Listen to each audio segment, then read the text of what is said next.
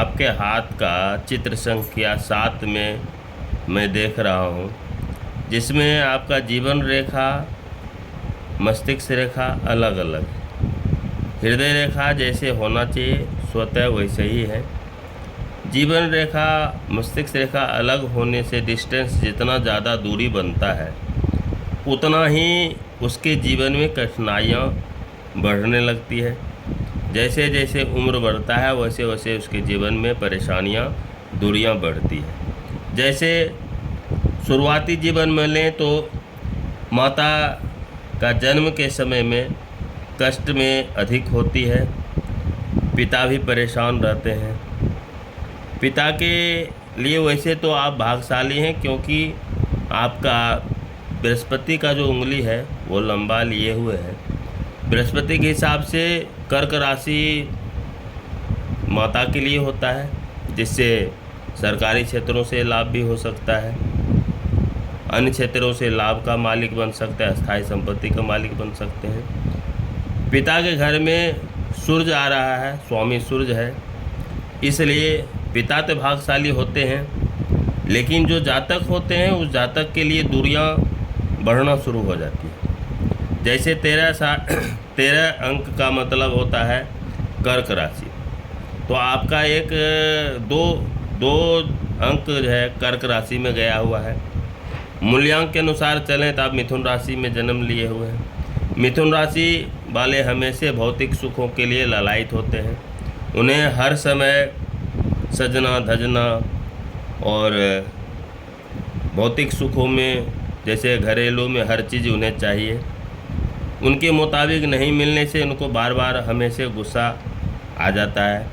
13 साल के बाद यदि उसको जोड़ते हैं तो 13 का जोड़ आता है 15वां साल यानी 14 साल अपना उम्र होता है। 15वां साल में उनका अपना भाग काम करने लगता है। तो 15 साल के बाद पिता से दूरी बनना शुरू हो जाता है। जब पिता तक रहते हैं तो 13 साल तक, 13 की उम्र में पिता का माता का सुख अच्छा होता है। उसके बाद धीरे धीरे या तो खुद ही दूरी बना लेते हैं या उनके मन मुताबिक नहीं होता है तो कई बार माता पिता से भी लड़ बैठते हैं। और इनका विवाह 14 से 21 का आंका गया है। यदि 14 से 21 में नहीं हुआ तो 24 से 32 साल के बीच में इनका विवाह होता है। वैवाहिक जीवन में यदि हम देख रहे हैं तो इसमें मंगल आ रहा है। मंगल केतु के घर में है, केतु में मंगल है, जिसके वजह से पति के सुख में कमी आता है। और जन्म के अनुसार यदि देख रहे हैं तो बृहस्पति में शनि और शुक्र में राहु आता है, जिससे इस राशि वालों को मिसकैरेज का भी भय होता है। कभी कभी बच्चे से निराश होना पड़ता है। और मंगल, जबकि स्वामी भी मंगल है, आपका कारक ग्रह, नीच का ग्रह भी जीवन के ऊपर मंगल ही है, इसलिए पति के सुख में आपको कमी मिलता है। पति चाहे कितना भी अच्छा से करे, लेकिन हमेशा आपको लगता है कि हमें कमी ही महसूस हो रही है। जबकि आपका स्वयं के रेखा के अनुसार चलें तो बृहस्पति से निकल करके शनि पर्वत पर एक रेखा आ रहा है। वो रेखा शनि का क्रूर ग्रह माना गया। शनि मिथ्या भ्रमण कराना, घरेलू सुख में कमी करना, और हवा यानी वो जो है एक प्रकार के हृदय रोग का भी, जैसे कफ, श्वास का रोग, कफ का रोग, ये शनि ही देता है। और केतु बार बार नुकसान मंगल के साथ होकर के, जैसे दरवाजे पर जाके काम बंद हो जाना। आपके हिसाब से यदि देखा जाए तो दोनों उंगली के बीच में विद्या रेखा तो कमी थी, लेकिन आगे धीरे धीरे आप अपने बुद्धि बल से, यानी अपने अड़ियल स्वभाव के वजह से विद्या तो उपार्जन कर लिए, लेकिन वह विद्या का भी कोई आपको उसका कोई हासिल नहीं आगे चल कर के दिखाई दे रहा है।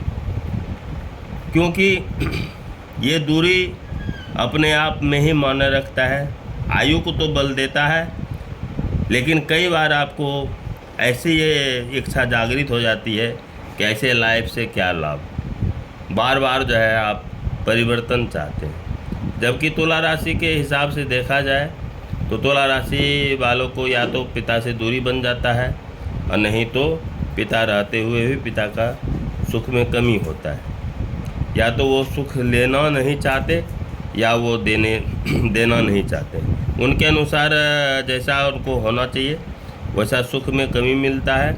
मिथुन राशि के हिसाब से यदि चलें जन्म के हिसाब से तो आपके कर्म क्षेत्र का जो मालिक है वहाँ पर आप बहुत ज़्यादा खर्च करते हैं। कर्म क्षेत्र यानी अपना जो पढ़ाई लिखाई जो भी आपका कर्म क्षेत्र शुरुआती जीवन विद्यार्थी जीवन में कर्म क्षेत्र में 12 अंक आता है, ये खर्च का मालिक बनता है। जबकि आपके नाम के अनुसार तुला राशि में कर्क राशि है, इसमें धन अर्जन करना, अस्थायी संपत्ति का मालकिन बनना हमेशा शौक रहता है। तुला राशि दूसरी प्रकार में लक्ष्मी का भी प्रतीक माना जाता है, लेकिन यहाँ पर पति के घर में शनि का दृष्टि लगने के कारण पति से बार बार मिथ्या भ्रमण और लड़ने का शिकार हो जाता है। शनि हमेशा क्रूर ग्रह है, इसलिए क्रूर दशा आता है। और शनि के साथ केतु भी मंगल के वजह से आपके जीवन में लगता है जैसे हमारे जीवन में कुछ नहीं है, मेरे जीवन में एक धुआं ही आ गया। और वो चाहे परिवर्तन कहीं भी चले जाए, कहीं भी आ जाए, आपके जो मन में उद्विग्न है वो कोई नहीं मिटा सकता है। हमेशा आप परेशान रहते हैं। इसी कारण से ऐसे परेशान नहीं होइए, क्योंकि थोड़ी सी बुध का भी आप कमज़ोर रेखा है। बुध बौद्धिक का मालिक होता है, तो ज़्यादा बात बोलने से अच्छा है कि उसका कुछ उपाय कर लें। जैसे उपाय के अंदर आता है कि कमज़ोर ग्रह सूर्य मंगल आता है मिथुन राशि के हिसाब से, क्योंकि आपका जन्मांक मिथुन राशि में है तो सूर्य मंगल कमज़ोर है। और दूसरा यदि तुला राशि के अनुसार चलें तो उसमें चित्रा नक्षत्र के अनुसार कुछ अंश जो है 2 अंश आपका 2 चरण वृश्चिक राशि में चला गया है। तो बार बार जो है किसी को डिमोरलाइज करने की आपका स्वभाव बन जाता है। आप गलत बात बर्दाश्त करते नहीं, हमेशा मुँह बोलना चाहते हैं। कई बार क्या होता है कि हम कोई भी इंसान को अपना बात को थोड़ा सा दबा करके सहनशीलता में लाना चाहिए। यदि आप सहनशील में रहेंगे तो आप आगे बढ़ेंगे। सहनशीलता को यदि बर्दाश्त नहीं करेंगे तो आपको आगे बढ़ने में दिक्कत होगी, कठिनाइयाँ होंगी। और पति से भी बार बार मनमुटाव का शिकार होना पड़ेगा। और यदि माता पिता से शिकायत करेंगे तो माता पिता से भी आपको बार बार दूरी ही महसूस लगेगा, उनके हिसाब से भी आप खरे नहीं उतरेंगे। इसलिए स्वयं के लिए अपना ही उपाय ढूंढ लें। जैसे इनका मालिक बुध होता है, मिथुन राशि के हिसाब से आपके जीवन में आपका मालिक बुध है। तुला राशि के हिसाब से आपका मालिक शुक्र है। तो सबसे पहले एक तो आप 24 बार ओम का उच्चारण करें, श्वास भर के दोनों अलती पलती मार करके 24 बार आप ओम का धुनी लगाएं। जैसे दोनों हाथ दोनों जंघे के ऊपर रखें और मुद्रा की स्थिति, ध्यान मुद्रा की स्थिति में होकर के सांस भर लें। कमर पीठ सीधा, दृष्टि सामने, बंद आँख में आप ओम का उच्चारण करें। दूसरा उपाय ये है कि शिव जी का आप ये कर्क राशि में भी 2 अंश गया है, इनका मालिक शिव जी हैं। और दूसरा आपका शुक्र भी कमज़ोर है, जो कि पति के हिसाब से भी आप वांछित रहते हैं। तो 8 शुक्रवार आपको दही से स्नान कराना होगा शिवलिंग को, और फिर जल से स्नान कराएं। फिर आपको शक्कर से स्नान करा करके फिर जल से स्नान कराएं। जल से स्नान कराने के बाद जो भी आपका इच्छा करे फूल बेलपत्र चढ़ा करके और जल चढ़ा करके समापन करें। उसके बाद दूसरा उपाय ये है कि आप कुछ थोड़ा सा डेली पूजा करने का एक मंत्र दिया हुआ है। जैसे ओम ऐं श्रीं श्रीं बुद्धाय नमः, ओम किलिंग बृहस्पति, ओम किलिंग सोमाय नमः, ओम हुंग श्री मंगलाय नमः, ओम ह्रीं श्रीं शुक्राय नमः। ये चारों मंत्र को 24 बार या 108 बार आप पढ़ सकते हैं। यदि आपका समय ठीक नहीं चलता हो या आप बहुत ज़्यादा उद्विग्न हो रहे हैं और आपको कोई भी काम इच्छा अनुसार नहीं हो रहा हो, तो यदि आप नग धारण करना चाहें तो इस नग को भी धारण कर सकते हैं। जीवन में बदलाव एवं आपके शुभ मंगल कार्य में भी बाधा नहीं आएगा और आपका मार्ग प्रशस्त होगा। इसमें आपके योग के अनुसार पन्ना है और तिरकोना मूंगा है।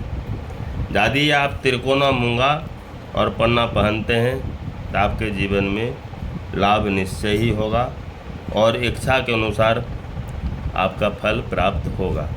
यदि आप इस धारणा को लेकर चलें, क्योंकि 100 में से 50 व्यक्ति इस बात को मानते नहीं हैं और 50 व्यक्ति के हाथ में भाग रेखा नहीं होता है, तो आपके भाग रेखा में कुछ कमी है, इसके वजह से आप परेशान रहते हैं।